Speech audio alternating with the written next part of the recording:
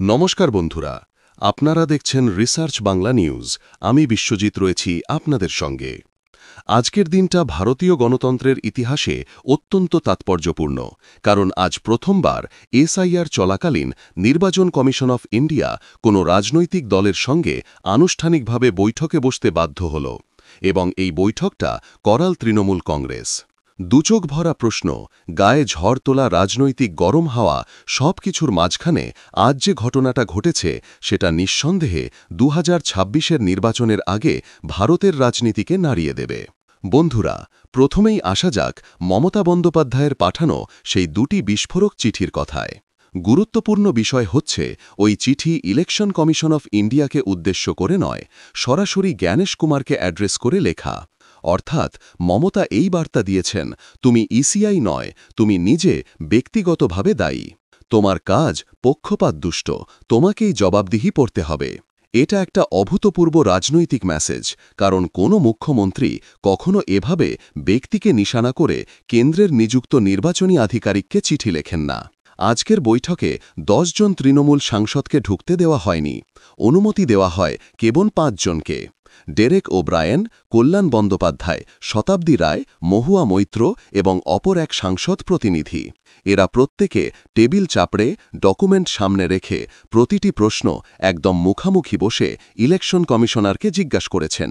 কিন্তু সবচেয়ে বড় ধাক্কাটা, এই বৈঠক লাইভ স্ট্রিম করতে হবে। তৃণমূলের এই দাবি ইসি মানেনি। কেন মানেনি? কি লুকোনোর আছে? এই প্রশ্ন আজ তৃণমূল প্রকাশ্যে তুলেছে। এবার আসল বিস্ফোরণ। ইলেকশন কমিশন নিজেই স্বীকার করেছে, পশ্চিমবঙ্গ থেকে ইতিমধ্যেই 28 লক্ষ ভোটারের নাম বাদ গেছে।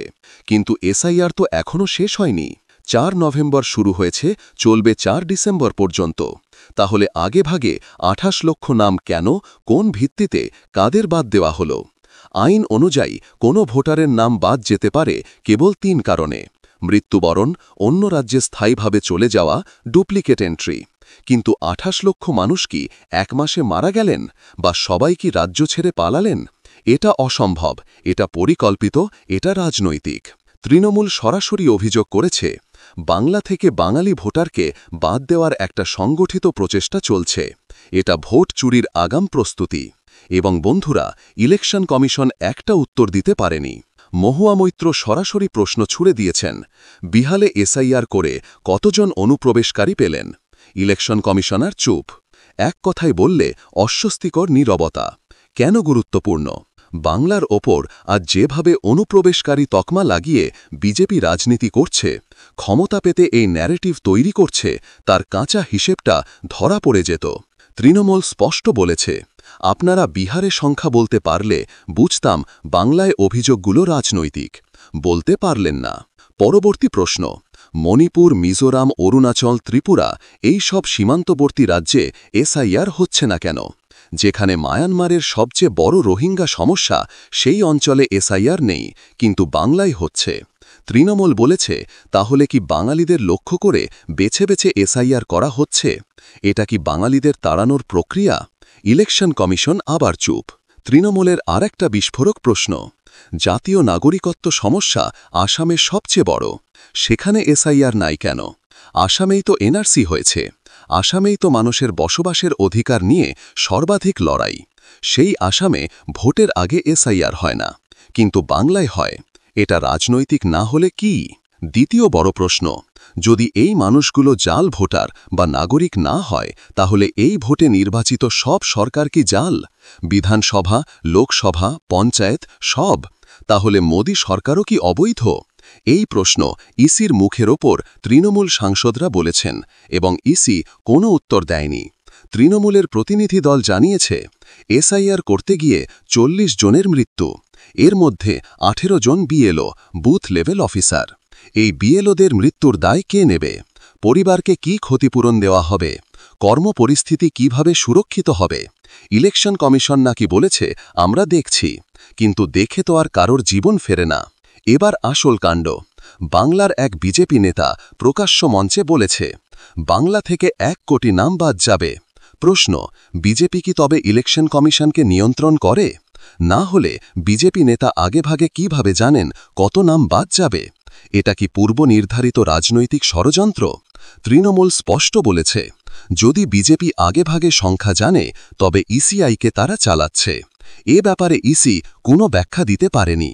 তাহলে এসআইআরের উদ্দেশ্য আসলে কি? তৃণমূলের অভিযোগ, বাঙালিদের লক্ষ্য করে পরিকল্পিত ভোট বাদ দেওয়া চলছে। বিপুল সংখ্যক সংখ্যালঘুর নাম মুছতে রাজনৈতিক চাপ চলছে। 2026-এর নির্বাচনের আগে বাংলার ভোট ব্যাংক টার্গেট।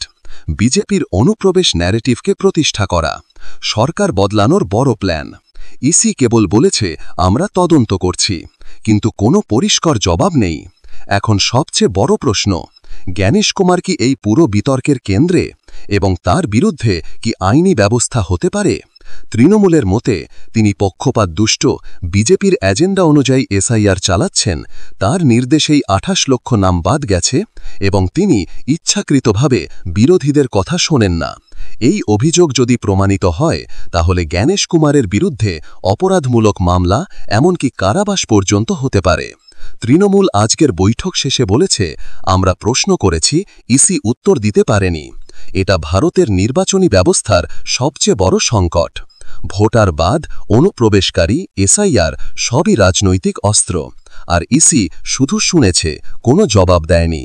বন্ধুরা, আজকের এই বৈঠক ভোটের রাজনীতিতে এক নতুন অধ্যায় লিখল।